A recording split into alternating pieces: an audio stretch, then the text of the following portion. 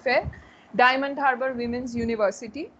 She studied honors and masters at Presidency College and Calcutta University and did her PhD on gender representations in the fiction of Ernest Hemingway from Calcutta University under the supervision of Professor Dr. Sanjukta Dasgupta. She has formerly taught at Sri Shiksha College, Kolkata, where she was Associate Professor, Head of the Undergraduate Department and Coordinator of the Postgraduate Department of English, and has also concurrently taught as guest faculty in the Postgraduate Department of English, Calcutta University from 2009 to 16, where she taught selected texts in 2 papers, Gender and Literature and American Literature, to MA students and occasionally took MPhil classes. Chakraborty visited the US to participate in an academic group project strengthening and widening the scope of American studies, the US experience, in 2010 as part of the prestigious International Visitor Leadership Program IVLP. Her publications have appeared in national and international journals. Her areas of academic interest include gender studies, American literature, and literature of the diaspora. Chakraborty, very much into performance poetry, is the Joint Secretary, Executive Council of the Intercultural Poetry and Performance Library, IPPL, and the first coordinator and steering committee member of the American Literature and Culture Interest Group, ALCIG, a cultural group aided by the US Consulate General, Calcutta. She is associated in various capacities as external expert, journal board member, and evaluator with Calcutta University and other universities and colleges in and around West Bengal. She has special skills in counseling, loves cooking, traveling, and photography. Today, she will be talking on gender sensitization in the Indian classroom. Over to you, ma'am. Thank you, Madhurima, for this very kind introduction. And now the jittery part. I hope I can share the slides because I have prepared. Yeah, we can see your screen, ma'am. We can see your screen. Excellent. Yeah, your PowerPoint is also visible. It's visible. Right, is it there? Is it there? Is it there? Yeah, yes, it is there. Right. Okay, should I leave it like this or should I, make it full screen? Is it all right?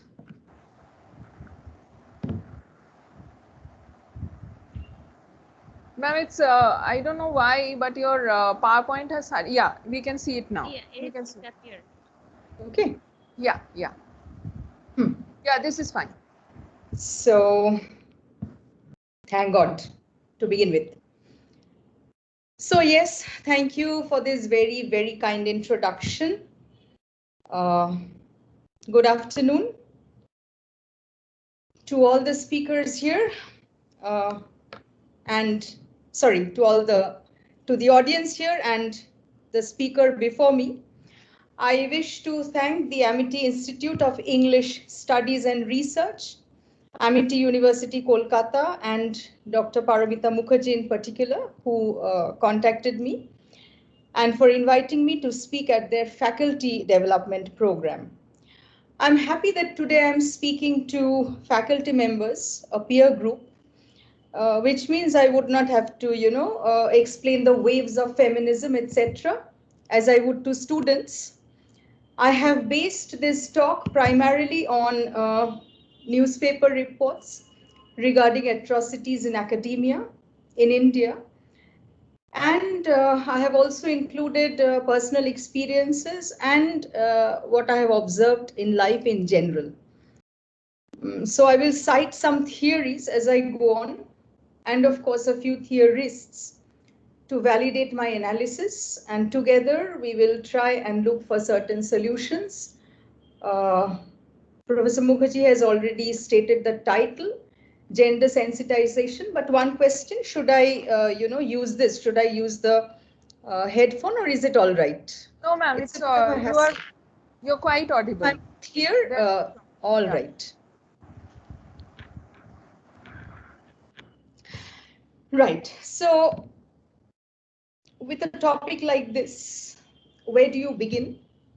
I have decided to begin with Oedipus and the riddle of the Sphinx. It may sound odd, but you'll understand why soon. Each participant here, I'm sure, will remember what the Sphinx had asked Oedipus. She had asked, what is the creature that walks on 4 legs in the morning, 2 legs at noon, and 3 in the evening? And Oedipus had answered correctly. Oedipus had stated, man, who crawls on all fours as an infant, walks upright in maturity, and leans on a stick in old age. Now I will go on to a poem titled.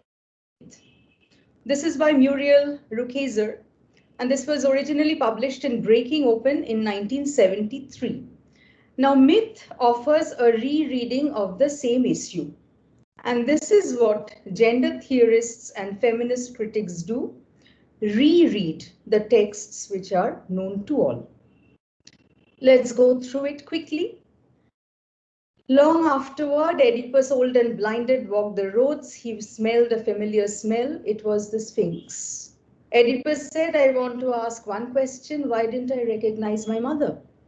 You gave the wrong answer, said the Sphinx. But that was what made everything possible, said Oedipus. No, she said. When I asked what walks on 4 legs in the morning, 2 at noon, and 3 in the evening, you answered man. You didn't say anything about woman. When you say man, said Oedipus, you include women too. Everyone knows that. She said, that's what you think. Unfortunately, this is what most people think, even now in the 21st century.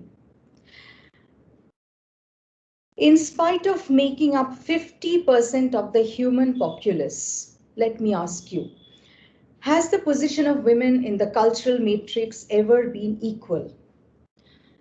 The term man in general represents the all-embracing term human. Therefore, Oedipus Rex said man when he meant human, and that is what he claimed. But as Simone de Beauvoir explains in The Second Sex, men are normative human beings. The one, active and transcendent, and the women are the other, passive and immanent. If the term man is positive and neutral, the term woman, unfortunately, is not neutral. Woman is someone who's not a man. She's something negative. Shoshana Feldman writes, theoretically subordinated to the concept of masculinity, the woman is viewed by the man as his opposite, that is to say, as his other, the negative of the positive, and not in her own right, different, otherness itself, unquote. So history is testimony to the fact that the relation between the two sexes has been asymmetrical. Well, nature may have asymmetry. So why this fuss, you may ask? Remember Malvolio in the 12th Night. In 12th Night, Malvolio says, some are born great, some achieve greatness, some have greatness thrust upon them. I feel that patriarchy would want everyone to believe that women are born inferior, women achieve nothing but inferiority. You may object, you cannot achieve inferiority. All right, let's say women are born inferior, women achieve nothing but mediocrity. But would patriarchy want anyone to believe that women have inferiority thrust upon them? That is a question we may ask. So there is a need of gender studies, women's studies, gender sensitization, precisely because of this reason. woman's inferiority or women's inferiority is not natural. Woman's dependence has been thrust upon her. It has not been the result of a socio-cultural or a historical change. In other words, women have been inferiorized by culture or acculturated into inferiority, says K.K. Ruthven. So a woman has been objectified and she has a marginalized presence in the world that counts. The androcentric world, the phallocratic world. You may ask whether or not there is a need for gender sensitization in academia. Do teachers in schools, colleges, or universities, educated and accomplished, need gender sensitization? For that, I will show you some newspaper reports. Don't feel shocked. This is not because I've just finished watching the Euro Cup. Because you see, the first report involves Lukas Vacha and Thomas Kubek, who are part of the Czech football team. This is October 2016. One of them tweeted the assistant referee's photo with the caption reading "to the cooker." Why? Because the referee was a woman. And the goalkeeper, Thomas Kubek, told the media, "In my opinion, women should stay at the stove and not officiate men's football." Right. This is my first example. The second one is from Twitter. This is February 26th, 2019. As the NBA's first female referee, Violet Palmer, again a woman, was asked to go back to the kitchen. So this is how, what they wrote. Again, you may say that these are men who are sexist because they belong to the world of rough sports. The one that I'm going to show you now is shocking and it hits me hard because it involves my alma mater. November 2013, Roti remark rocks Tracy, sexist slur on teacher for statement to two girls. What happened?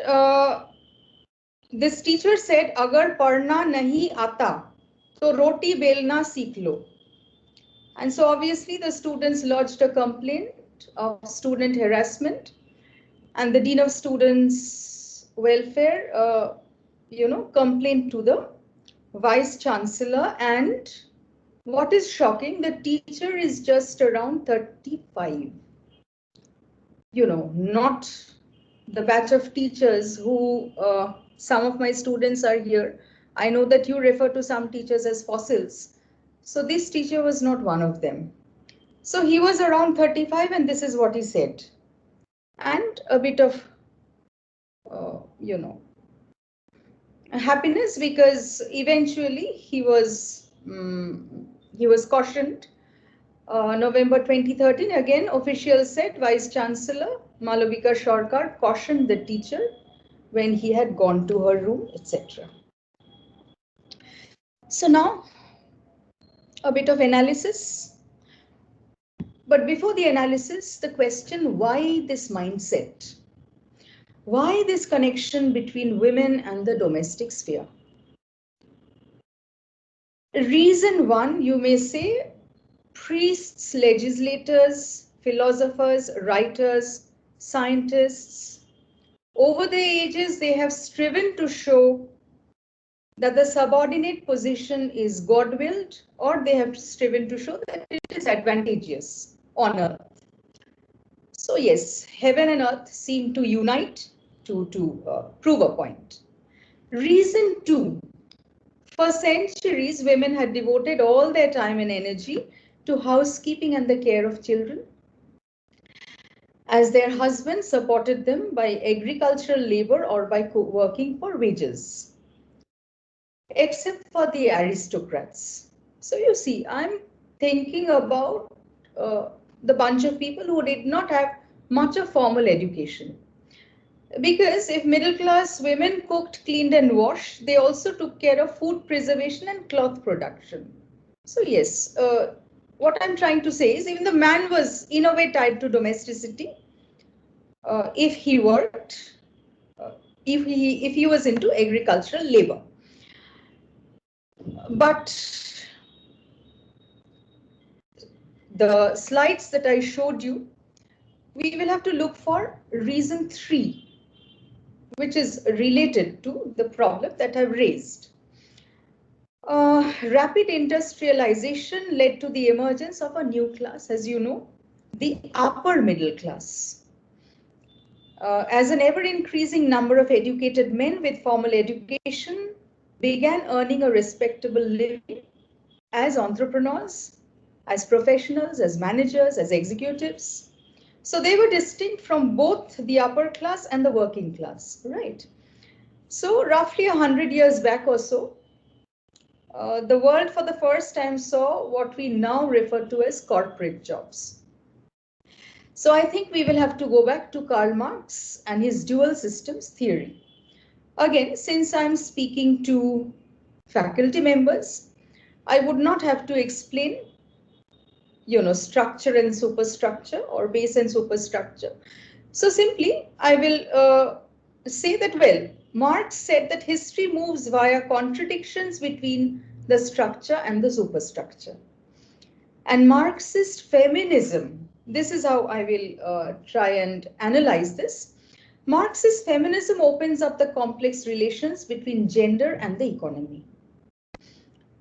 K.K. Ruthven in Feminist Literary Studies says, in The Origin of the Family, Engels bypasses the problem of primacy by arguing that the first class oppression coincides with that of the female sex by the male.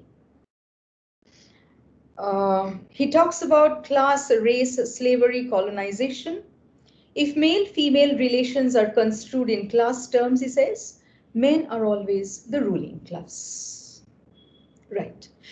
So patriarchy tries to deny the control of the economic base to women. You see. So woman's status becomes like that of the proletariat, whose labor is used by those, you may read that as men, who control the means of production. So if the man is paid enough money, then enough money so as to run a family, then the woman, his partner, can stay at home to perform domestic chores, cooking, cleaning, washing, child rearing. So you see this vision men love, or patriarchy loves, let's say, of the woman with unpaid domestic labor cooped up in the kitchen comes from this basic urge to control women. So it's all about power play. Let's acknowledge that. So patriarchy teaches that the domestic sphere is the woman's sphere, and wifehood and motherhood are the only true callings for women. That is why, be it footballer or be it so-called academic, the only insult that they can think of is go back to the kitchen. So if one asks specifically, does a woman need to work? Work, that is, when we are talking of work, we are talking about paid work. Yes, yes, and yes. A woman definitely needs to work because every individual needs to, every human being needs to. And when I taught gender to postgraduate students, I remember telling them quite often that we have this term called career woman. Now, why on earth do we have terms like career woman? Have you ever heard of a career man? And why not? This again springs from the idea that it's natural for men to work and have a career. Michelle Barrett states that it is patriarchy that generates such ideology regarding masculinity and femininity, and that regarding woman's role and place in society. Dear ladies and gentlemen, I presume some of you are married, some of you are not. In Indian households, there is always the problem of relations and friends trying to, find a match for you. So my question to the young ladies, have you not heard that this gentleman earns an enormous amount? So if you marry him, you would not need to work, as if that's a welcome option. Recently, a young neighbor of mine, a college teacher, married to a successful doctor, reported to me that she has been told, as a doctor's wife, why do you need to work? And who raised this question? One of her in-laws did, a doctor himself.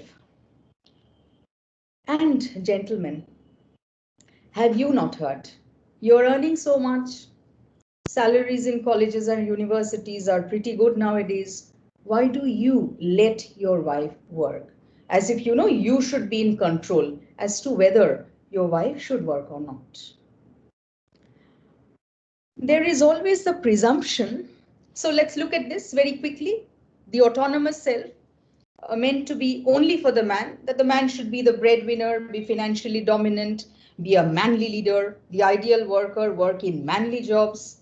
And he should also he should not be into unpaid care, domestic work, have the final say in household decisions, control household assets, dominate the sexual and reproductive choices, protect and exercise the guardianship of women.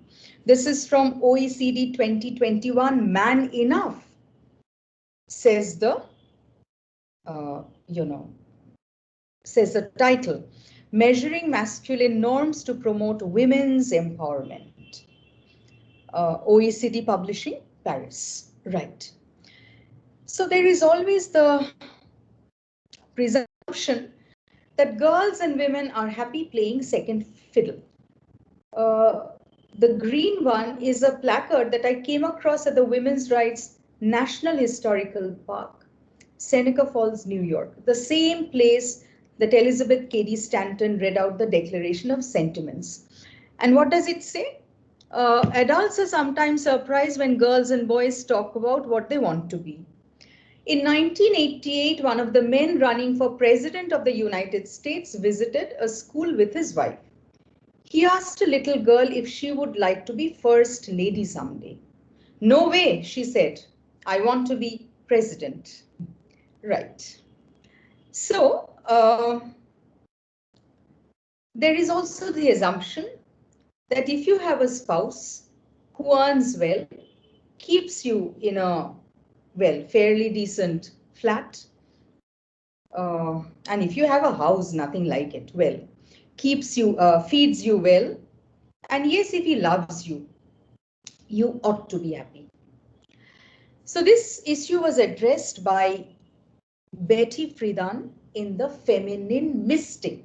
This was the time when, second wave feminism was just beginning. So Betty Friedan sort of shows the transition from the first wave to the second. Right. This chapter, titled The Problem That Has No Name, says, the problem lay buried unspoken for many years. It was a strange stirring, a sense of dissatisfaction, a yearning that women suffered. Each suburban wife struggled with it alone. As she made the beds, shopped for groceries, matched slip-cover material, ate peanut butter sandwiches with her children, etc., lay beside her husband at night, she was afraid to ask even of herself the silent question, is this all? Now, who were these women? Betty Friedan writes that they were the ones who wanted the men, their husbands, make the major decisions, and those who glorified in their roles as women and proudly wrote occupation housewife. But you see, Betty Friedan actually refers to a new degree that was solely for housewives. Uh, what was the new degree for housewives? PhD, she said, putting the husband through. Yet, even if you put the husband through, a glorified womanhood celebration of the mystique it still does not lead to happiness. That she proved through her survey. There is another chapter titled The Happy Housewife Heroine. It says women also had minds, they also had the human need to grow. Women were not trained to understand and work in the world. Confined to the home, a child among her own children, passive, no part of her existence under her own control. A woman could only exist by pleasing man. She was wholly dependent on her protection in a world that she had no share in making, a man's world. Sorry, man's world. She could never grow up to ask the simple question, who am I? What do I want? So completely defined as object by man, never herself as subject I. So Friedan wrote that if fathers tried to get their sons to be masculine, to be independent, active, strong, to have autonomy, both parents often encourage their daughters to be weak, passive, with a grasping dependence known as femininity. To find security in a boy, never expecting her to live her own life. Now, incidents from my personal experience. Some years back, you see, I came across a girl who had got a chance to study in St. Xavier's College with mathematics honors. Her father made her join Sri Shikshayatan College with English honors. What were the reasons? Obvious reasons, there were two. St. Xavier's is co-educational. Sri Shikshayatan is a girls only college. And the father also probably felt that mathematics is a subject suited for boys. And literature would be more suited for girls. I also know of a gentleman who could not take up literature and was forced to study accountancy honors. So yes, accountancy for men, literature for women, thousands of teenagers are pushed to take up subjects they don't like. Girls are forced to take up literature, history, the arts. Boys are also forced to study engineering, science, medicine, accountancy. As teachers, how will we sensitize our students, girls and boys? We will have to make them understand that as students, their aptitude, they must understand the aptitude. Ask the undergraduates to switch to subjects they don't like. After they pass out of college or university, we should make them understand the need for a job, for economic security. We as educators should counsel young grads and postgrad students not to make anatomy their destiny. We need to counsel them against this artificial polarization. To make the young women understand that to have a job and a career does not make you any less feminine. And also make the young men understand that there is more sensitivity, I would say, in manifesting moral and emotional support for the partner, rather than providing her with a fat paycheck with the request that you be a stay-at-home wife and mother. And no offense meant, Shulamit Firestone says that romantic love is the pivot of women's oppression because it induces women to submit willingly to subjection. So if a parent or a parent-in-law forbids a woman to work, he is reinforcing the idea that only a man's self is autonomous, whereas a woman's self can be, or rather should be, relational. We will take a quick look at women and the labor force. In India, the participation rate of women in the labor force has always been low. And what is alarming, you see the ratio is actually on the decline. Because no matter how much we Indians boast about the country's progress, a part of India always remains tied to rigidity and patriarchy.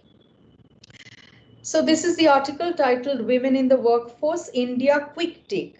In an online S7 issue of Catalyst, 14th November 2019. I'm sorry I could not get statistics, beyond 2019.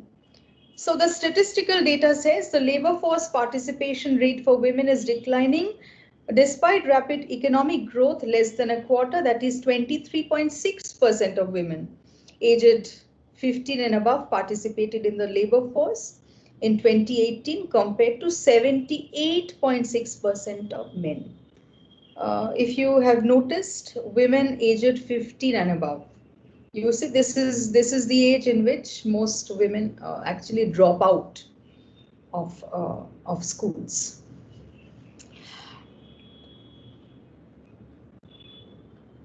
Matrimony, bride viewing.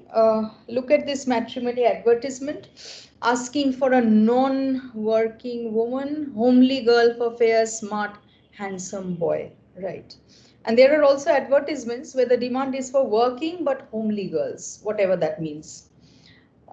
It is commendable that Dove has come up with an advertisement which is a protest against humiliation of girls during the bride viewing ceremony. So I will request you to look at this advertisement. It says, "Stop the beauty test." I'm not playing it here. It's very much there on YouTube. So I request all of you to please watch it. Right. So if a woman takes a job, first, parents-in-law, they try to stop the woman from working. And if she begins to work, in corporate offices, a woman has to fight against men with perverse and misconceived ideas, right? Strange it may seem, but 100 years back or so, when corporate jobs first began, aristocratic and upper middle class men with corporate jobs were considered sissies. I hope I'm permitted to use this word. It's not a slang, but it's not a very polite word either. But as you know, sissy means a very emasculated man. So why were they called sissies? Because they were pitted against working class men. You see, a working class man can show his, his virility because of the physical exertion involved in the menial jobs. But what about these aristocrats and upper middle class men? In a corporate office, you don't do menial jobs, right? So then this zone was considered feminine, the corporate office. Strange that now the space in the corporate office is considered masculine, and suddenly the woman worker becomes a threat. Again, because of the belief that the very presence of female workers would lead to a feminization of the culture. And men in popular culture love the woman in a corporate office in a secretarial position. A secretary is seen and admired as an office homemaker, as it were. So this is a job which is much favored. Otherwise, a profession like ours, teaching, or maybe not. If you teach, if a woman teaches in a school, that's considered, best. If you are teaching in a college or at the university, yes, you probably know too much and you are, well, too ambitious. Right. In the West, women almost never enjoy the same salaries, perks, benefits, or positions as their male counterparts. In India, thankfully, there is no discrimination in salaries, in government jobs especially, and also in the corporate houses. But you see, among the subalterns, this is a problem when we talk about, gender sensitization, etc. We always tend to think of women of our own class. So if you think of women workers, for example, who work in tea gardens, or women who work in factories, do they get the same wages? They don't. So there is discrepancy in wage, if not in salary. And again, back to the corporate world, you have the image of the glass ceiling, coined by management consultant Marilyn Loden, a metaphor referring to an invisible barrier, glass, invisible, that prevents women and minorities from being promoted to managerial or executive positions. And the glass cliff refers to a phenomenon where women tend to be promoted to positions of power during times of crisis or a downturn, when the chance of failure is more likely. I think the glass cliff situation is all the more precarious, because if you know that you're bound to fail, then of course it will be very easy to label you as a representative member of your class, that a woman can't handle all this. We knew it. That would be the reaction. So British researchers Michelle K. Ryan, Alexander Haslam, Julie S. Ashby of the University of Exeter, they coined this term. So again, back to gender sensitization. Sensitization means that we should let no one nurture the idea that women are usurping men's jobs, that they have crowded the man out of his birthright. And men should also learn to accept that they may have to work under a female boss at some point of time. A co-ed school or college may hire a female principal. A bank may have a female branch manager. A corporate house may have a female CEO. So you have to accept that. Everyone has to accept that. I will take a sip of water and go on to the next topic.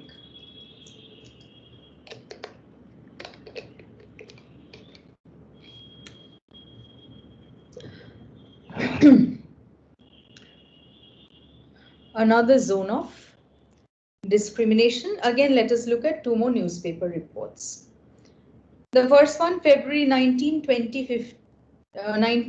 2015. Dalit girls clean school toilets in absence of sweepers. How atrocious. It says, this is a report submitted by the NGO Bharat Bal Vigyan Samiti. So students were forced to clean classrooms and staff toilets.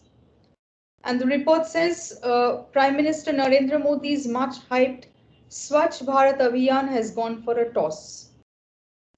This was in Rajasthan, because you see there were no Safai Karamcharis, and students belonging to the scheduled castes were asked to clean the toilets. February 2015. This is February 2020. So in 5 years, well, the world has not changed. This is Coimbatore. Parents of a 10-year-old Dalit girl and members of Student Federation have filed a complaint. What happened? They stated that the headmistress discriminated against a class 5 student based on her caste. The girl's father, M. Parthipan, made the complaint seeking action against the headmistress. And some of you will remember, some of you were probably not even born in the 1980s. I will briefly run through Chuni Kotal's story. Chuni Kotal was born in 1965, the first woman to graduate from the Lodha Savaras, a tribal community. In 87, she became a superintendent of Rani Shiromani SC and ST Girls Hostel. As Mahashita Devi has documented in detail, her working condition was very repressive. She had to put in work for, 14 to 16 hours every day. It was terrible. Yet, an officer accused her of being insincere, and also went to the extent of saying that she was entertaining men in her room. She visited the writers' building with 2 requests, wanted a transfer from her current job, and also demanded a healthier workplace. The authority remained completely silent. And then she enrolled her name as an MA student in anthropology. Where was this? Vidyasagar University. And there again, well, I was going to say gentleman, I would not. A male professor by the name Falguni Chakraborty kept abusing and harassing Chuni mentally, saying that the caste to which she belonged was a caste that was criminal and hence she had no right to higher education. And Chuni Kotal failed in 2 attempts as this professor gave her very poor marks. In 91 came an inquiry commission with 3 principals from 3 district colleges. This commission also abused her. Uh, the reason was the same, that she belonged to a caste and a tribe which was criminal. So in August 92, Chuni Kotal hanged herself, unable to bear any more. So this has happened in our state. Did not Spivak say the woman is doubly in shadow? Can you not see? Chuni Kotal's story is a perfect example of a woman marginalized doubly, triply, or maybe multiple times. You see, there is a word much in use in third wave feminism, that is intersectionality. Coined in 1989 by Professor Kimberly Crenshaw, the word describes how race, class, gender, and other individual characteristics intersect with one another and overlap. In the West, there is this ongoing clash between whites and non-whites, and also men and women, of course. In India, it's the same clash, but things are worsened because of the presence of caste. In fact, the Brahmin, non-Brahmin, or the upper caste Dalit binary is clearly based on the belief that Brahmins and other upper castes have descended from the Aryans, who are whites. A bit of digression, we had to stand for about 10 to 15 minutes for the morning assembly every day in school, and I get a tan very easily. So I was quite dark when I was in school. So I constantly used to hear, not me, my mother, who's very fair. Some of you have seen her. Why are you dark? Why is your daughter so dark? Marmoto Farshana, etc. And I've also heard that I was not fair enough as a Brahmin. So yes, all this has happened not too many years back. So now let's look at these advertisements. You have Garnier Fair Miracle, 2-in-1 fairness cream. And for years we have had Fair and Lovely. Detrimental to women, definitely.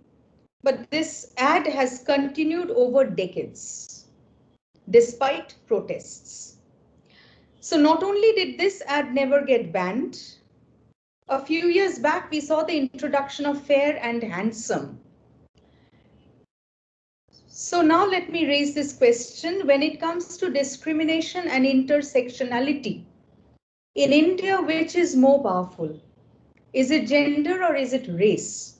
Or are they concomitant?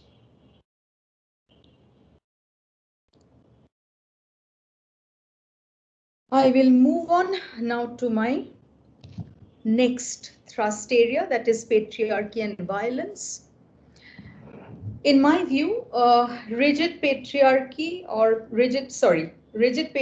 authority is very often a carefully sugar-coated and camouflaged version of violence. Ram Ahuja states that violence lies in the power dynamics of social situations. What we call violence is not simply aggression or injury committed by one individual, read as man, against another woman. Why am I showing this still from 19 April? Remember the conversation between mother and daughter? Aditi asked her mother, Baba ki tomaye mardhor korto? Did Baba ever beat you up? And who was Aditi? She was not illiterate. She was very much literate. She was a doctor, remember? A practicing doctor. So even this doctor had this idea that, well, violence only means battering. What do theorists say? Theorists say that it is more precisely the abuse of power, a behavior in which a more powerful person takes advantage of and abuses a less powerful one. Structural violence and forms of control are exercised through hierarchical and patriarchal gender relationships in the family and in society. To sociologists like Ellis Boulding, structural violence refers to the structural patterning of the family, cultural norms and values, and also political and economic systems society that determine who will endure and who will endure. In patriarchal India, it is natural that women will experience both structural and behavioral violence. But again, if you're talking about gender, you cannot leave out men. You shouldn't. Remember Kate Millett's statement that patriarchy works on two principles, that male shall dominate, that male shall rule over female, and elder male shall dominate the younger. So, if such is the situation, and if the violence is really woman specific, such patriarchal violence, says Govind Kelkar, has a function of keeping women trapped in powerless positions. And women become instruments through which the social system reproduces itself and through which systematic inequality is maintained. Again, this is something Kate Millett also brought up. And that is why we still have mother-in-law, daughter-in-law clashes. The mother-in-law does not understand that she is herself victim as well as perpetrator. So Kelkar says that this systematic inequality is achieved through women's resourcelessness and economic and emotional dependence. So yes, again, the basic step to equality would be inducing everybody to work in a paid job, mind you.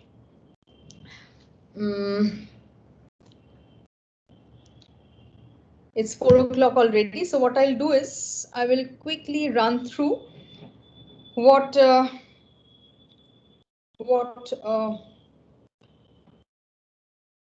laws say about domestic violence. You have the Protection of Women from Domestic Violence Act 2005. You have definitions of domestic violence.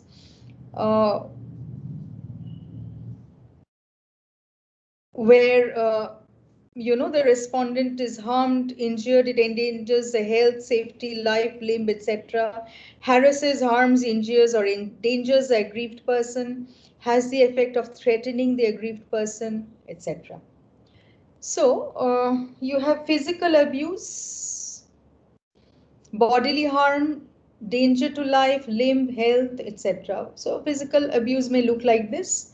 And you also have sexual abuse, conduct of a sexual nature that abuses, humiliates, degrades, or otherwise violates the dignity of woman. But if physical abuse is bad, verbal and emotional abuse is equally bad, if not worse. Worse. Sorry, I'm lisping, a bit of a tongue twister suddenly. So yes, it's worse because you have insults, you have ridicule, humiliation, name calling, especially with regard to not having a child or a male child. This is very common in India. And repeated threats to cause physical pain to any person. And then you also have economic abuse. Right. So you see, structural violence continues in spite of the laws. We need to provide not just liberal education, but also gender sensitization programs in and through educational institutions. So every time a wife or her husband is pressurized into going for female feticide. Every time a girl or a boy is forced to give up studies, every time a snide remark is hurled at an individual, the person is being subjected to violence. And you know, in places like Haryana, there are these itinerant medical vans that go around with the promise, spend 5,000 now, save 5 lakhs for the future. But does it mean that this desire for male children is only for the rural people or for illiterates? No. What is it that literate and affluent people do? If they cannot get sex determination tests done here, they just go abroad. So yes, so again, this is a sensitization that has to continue. So in spite of the protection promised by law, women, especially wives, hardly report domestic violence. In India, model pativratas are perfect embodiments of wifely auspiciousness. So this ideology binds the Indian woman to her home and hearth, irrespective of the treatment. And moreover, women are taught that domestic issues should not be made public. Again, you should not wash dirty linen in public. So such is the brainwashing, such is the social conditioning that Indian women continue to endure.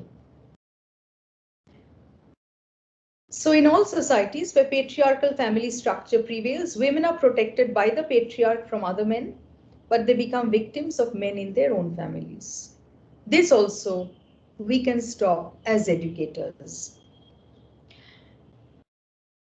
But the more problematic construction is that of domestic abuse as a gendered heterosexual phenomenon that is primarily physical in nature. So this marginalizes male victims of domestic abuse. Donovan and Hester have a wonderful study. So you see, men receive less recognition as victims within society, and relatively there's little research on the experiences of male victims of domestic abuse. So it remains unclear how it is best to support them. And support services, whatever we have, these are tailored towards the needs of female victims. So again, this is also an area in which our country needs a total sensitization. So going on to the last part of my paper, looking for her story. Related to all that I have said so far, let me finally ask, if history is his story, where is her story? So human history has always shown the scales to be tipped towards the male. So if you are a male, you have power. Helen Sixu has contributed a valuable discussion on the consequences of what she has termed the death-dealing binary thought. But you see, Sixu actually reworked on binaries attributed first to Aristotle and then, of course, to all the Pythagorean philosophers. So she lined up a list of binary oppositions. I've listed some of them: activity, passivity, sun, moon, culture, nature, day, night, father, mother, head, heart, nature, history, nature, art, nature, mind, passion, action, etc. So Sixu has shown how these binary oppositions were heavily accepted in the patriarchal value system. So each binary opposition corresponds to a hierarchy where the feminine side emerges as negative or powerless. But what if women use these binaries to their advantage? After all, Sixu went on to develop the Ekrityo feminine or feminine writing. So the world may gradually change from absolute androcentrism to an acceptance of gynocentrism. Instead of belief in a universal standard, What if the world celebrates difference? And yes, head and heart, that intelligence should be ranked above emotions. Why should we do that? Why should we accept that? Let us not accept. This is what the cultural feminists said. Cultural feminism stemmed from the view that values, interests, and priorities of women are different from that of men. So this led to a woman's counterculture with gynocentric feminism. So you had women like Susan Griffin, Carol Gilligan, Nancy Chodorow, Nancy Hartstock. In fact, Carol Gilligan accepts the difference in male and female ethics. Let women and let society accept that women are less firm and more emotional. As Iris Young says, you may have two different forms of moral universe, a masculine ethic of responsibility and a feminine ethic of care. As teachers, do we not feel appalled at the presence primarily of mothers at parent-teacher meetings? If you know a father whose daughter or son is in school or college, ask him to join his wife in attending parent-teacher meetings. Ask men to be close to their children. Ask your brothers, male cousins, male friends, boyfriends, husbands, sons, nephews to cry as and when they want. For men, there's the hypertrophy of rationalism and aggression against the atrophy of emotions, says Shulamit Firestone. Men don't show their emotions, men shouldn't show their emotions. These are myths and stereotypes. We must break the stereotypes. Men scream in ecstasy, don't they? For example, while watching football, when a goal is scored, do they not scream? And men scream also in anger. Is not anger an emotion? So if a man can show anger, why cannot a man show his tears? So these are the myths we need to erase as educators. And another thing about successful, we all appreciate the caring nature in all teachers, male or female. And about successful male surgeons, people often say, Dr. So-and-so's hands are so nimble. His nature is so caring. The hands are so nimble, almost like a woman's.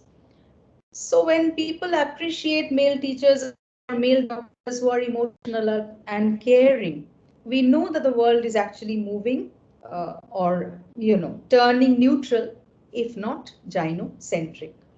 So that's very, very positive. So having spoken about gynocentrism, I think I should speak very briefly about gynocriticism and then I'll conclude. But before gynocriticism, the story of, I had this slide of the macho male, Amitabh Bachchan. Yes, so here is his picture from Diwar. And here you can, on the right, you see Bachchan in tears. This is in Anand, and this is Bagban, I think. But the thing is masculinity really at stake? It isn't. So yes, just a visual representation of what I said. Right, getting back to Hatshepsut. Who was Hatshepsut and why am I relating her to gynocriticism? You see, she was the fifth pharaoh of the 18th dynasty of Egypt. The years of reign, 1473 to 58 BCE. Hatshepsut was one of the most prolific of builders in ancient Egypt, and she commissioned hundreds of construction projects. I was actually watching a feature on her on the History Channel one day. And I was appalled to see that her stepson, Thutmose III, tried to pass off some of her projects as his own. Can you believe that?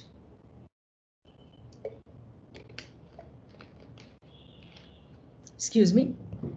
So he had almost all of the evidence of Hatshepsut's rule, the images of her as king on the temples and monuments that she built. He had them all eradicated.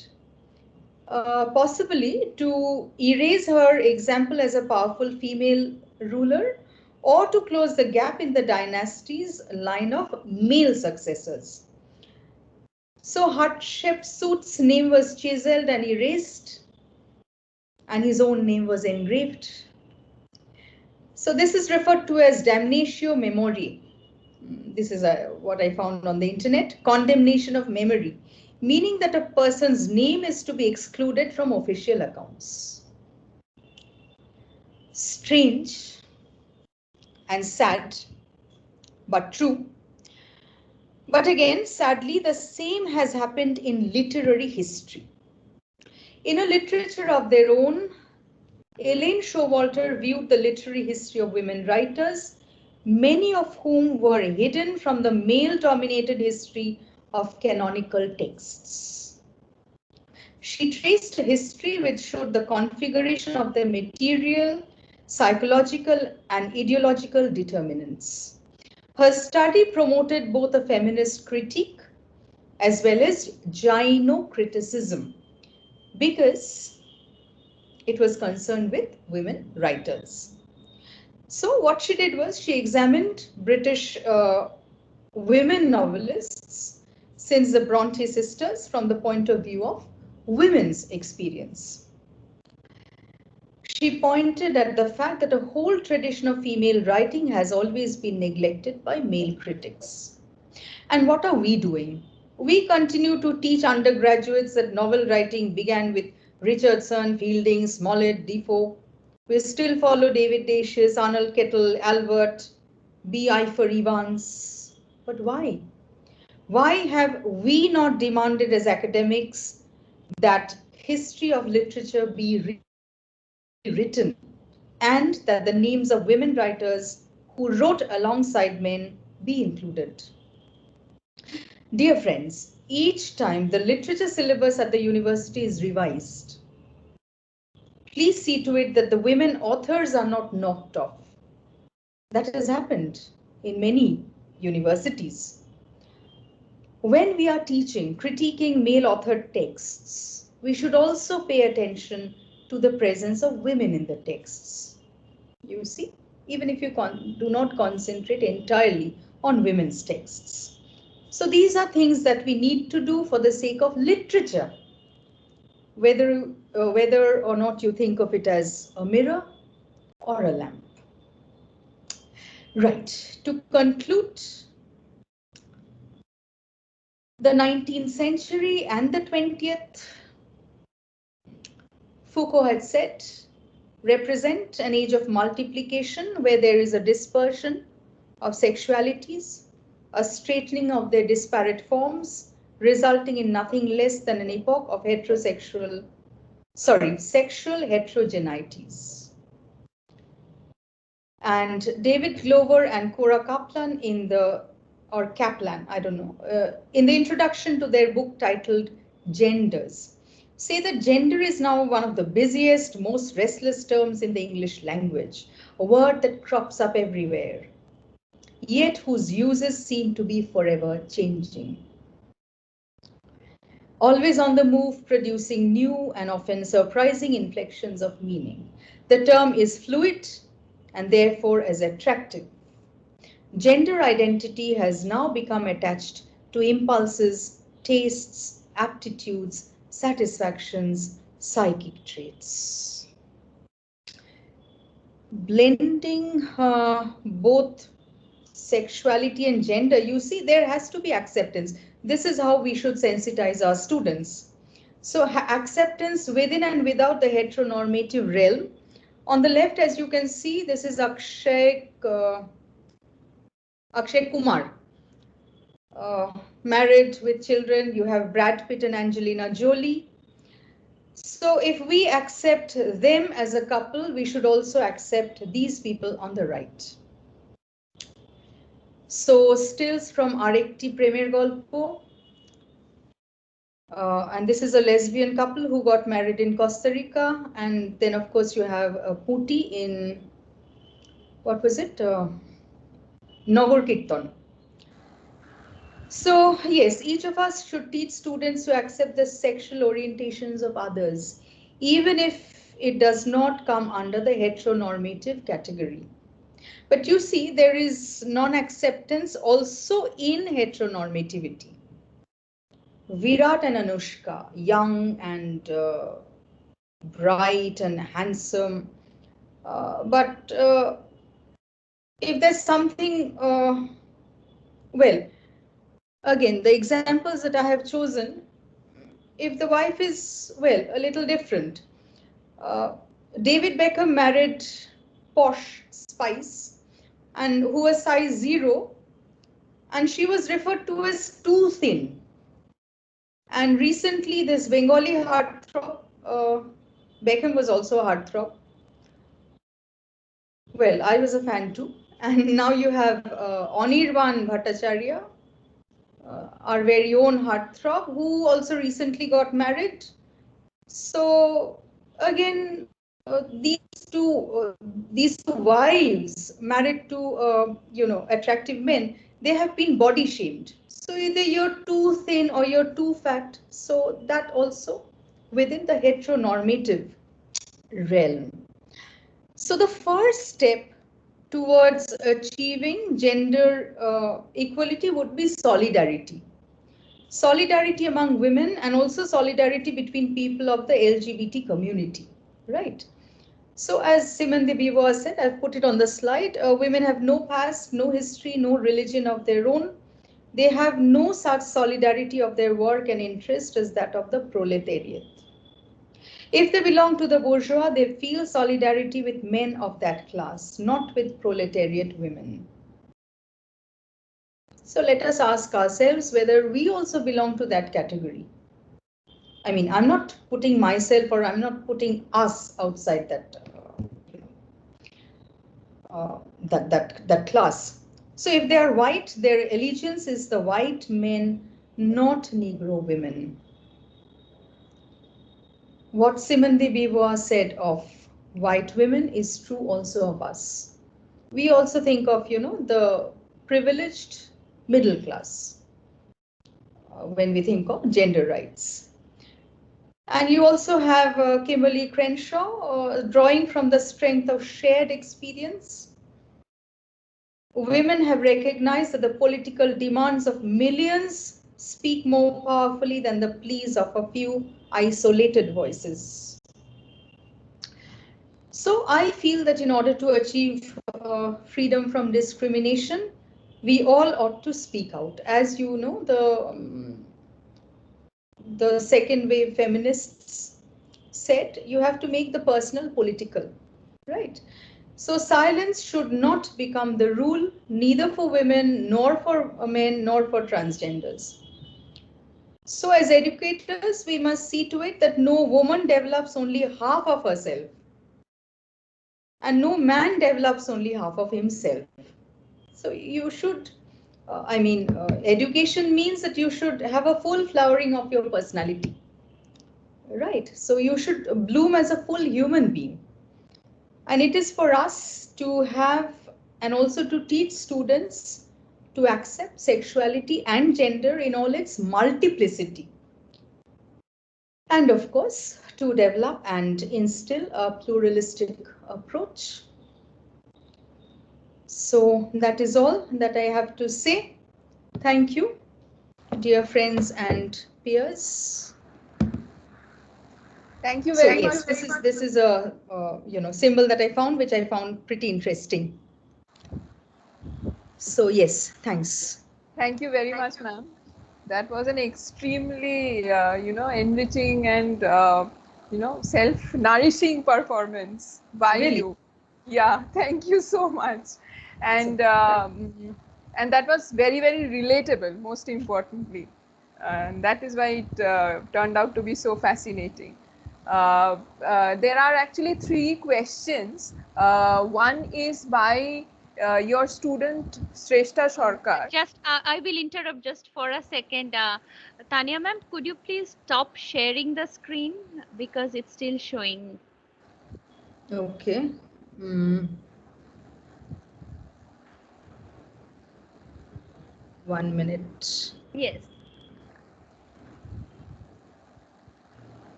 Is, yes, is it gone? Yeah, we can still see your screen, ma'am. I think you have to unshare it somehow.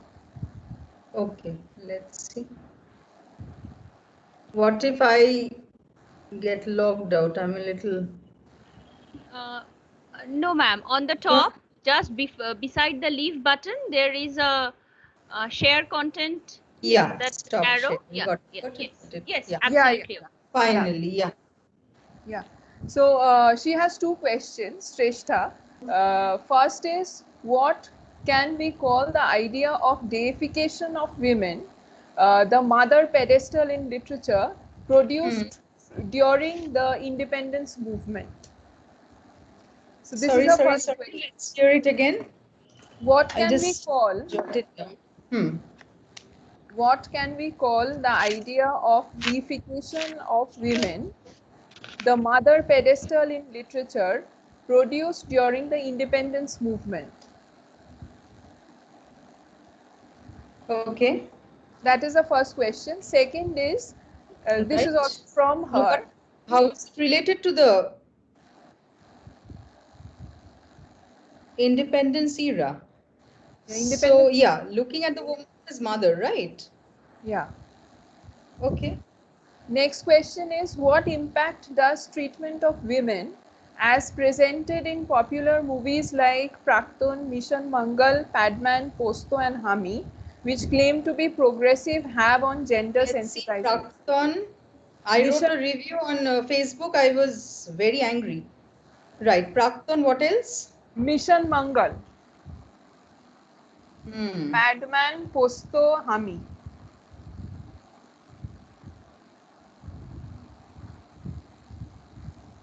Padman.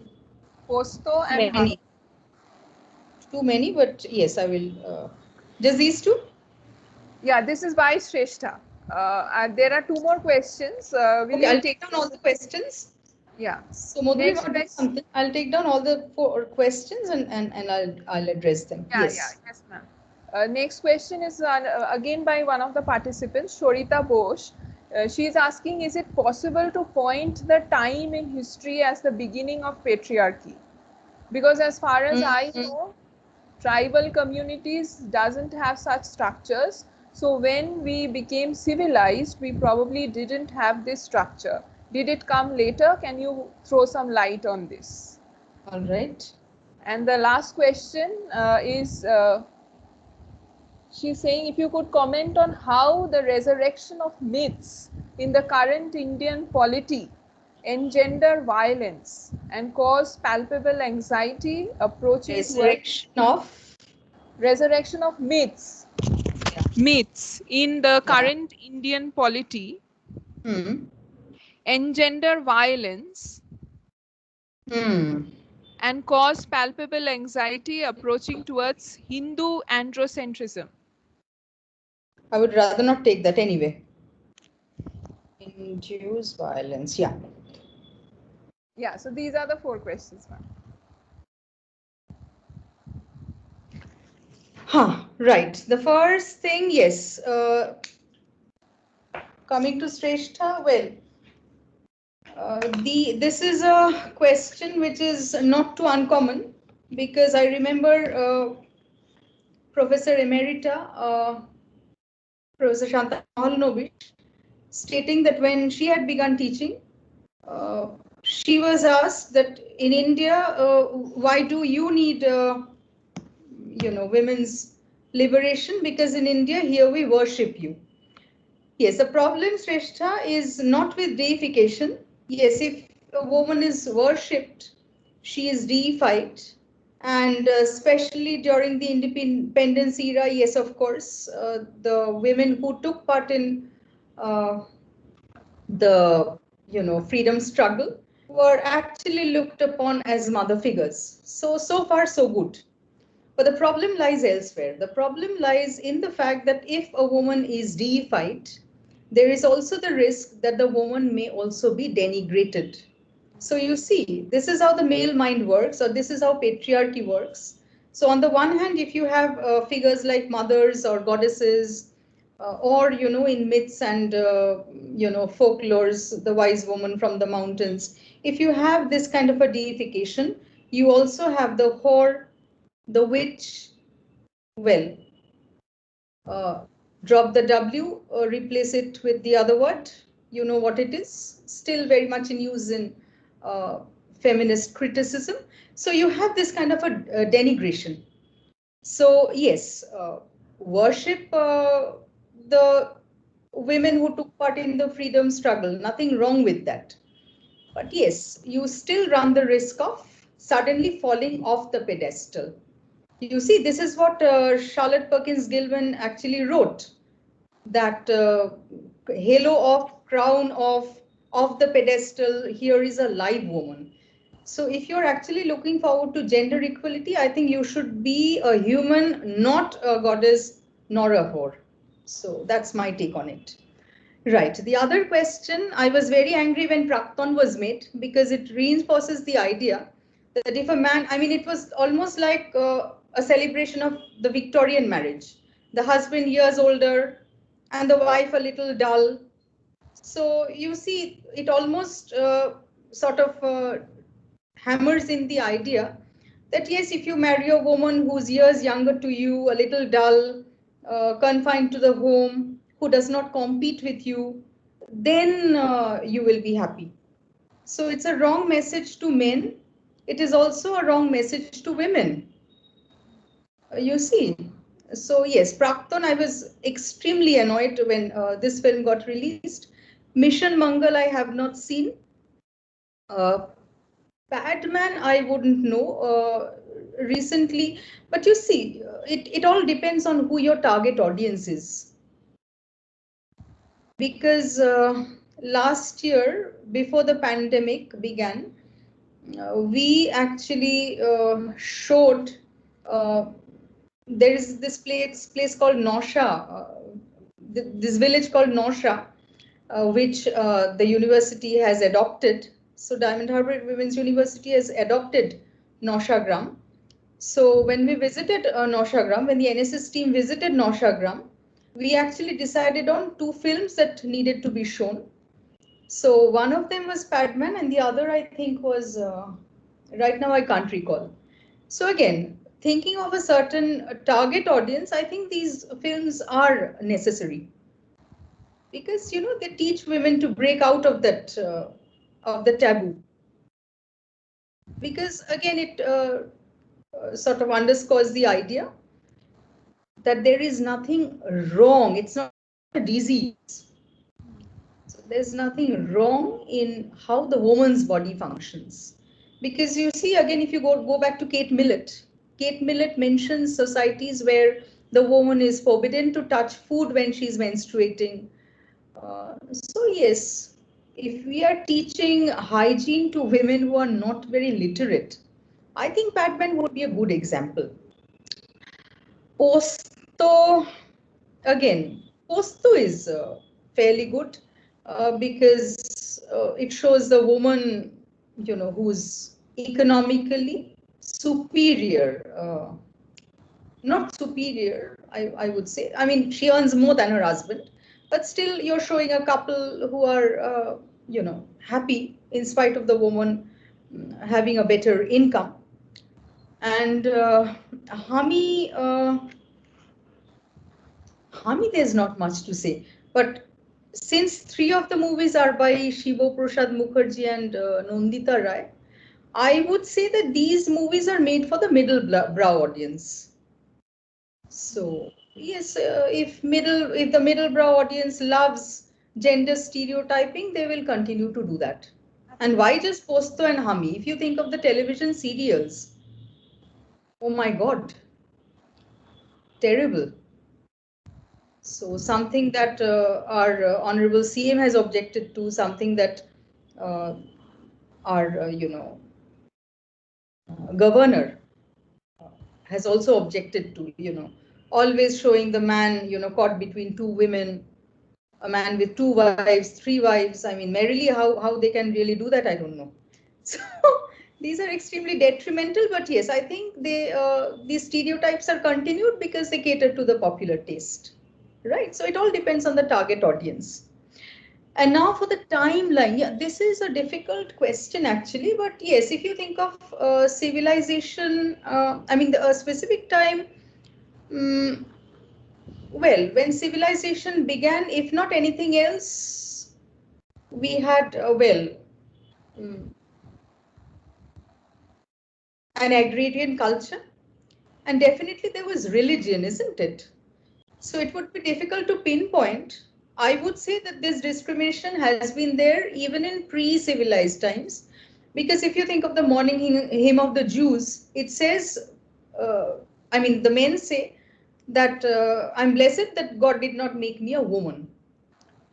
And then, of course, you have even in, in the inception of, during the inception of civilization, you have,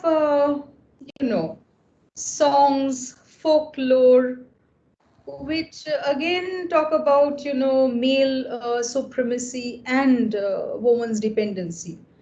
So whether or not it really began with the, or rather at the time when people began to be civilized, I wouldn't know. So this is really a difficult question. I would not be able to address it very well. But yes, I would say that these are from the pre-civilized times, broadly. And as for the resurrection of myths in current Indian polity, yes, I agree. Again, if you are resurrecting myths, you are again resurrecting stereotypes. Because in a myth, more often than not, the woman is always wife, mother, goddess. Or if you have women like, say, Ganga, yes, goddess, very pure, but at the same time, does she really contribute much to the epic tale? She doesn't. So they remain peripheral presences. So in spite, but the Mahabharata does have certain, powerful women, but powerful women who are silenced. So again, patriarchy loves to see the woman as the power behind the throne. How many men would really want, or would patriarchy really want, women to be on the throne? That is the question. So show me one epic which shows the woman on the throne. So obviously, so yes, Hindu or otherwise, yes, the epic would bring back, the resurrection of the epic would definitely bring back the sexual stereotype. So that's my take on it. I have to be politically correct, so I won't say anymore. Thank you, Right. ma'am. Thank you very much. Uh, Thank you, Dr. Tanya Chakravarti. It was wonderful. Today, you made time for us, and actually, the participants benefited a lot from your lecture.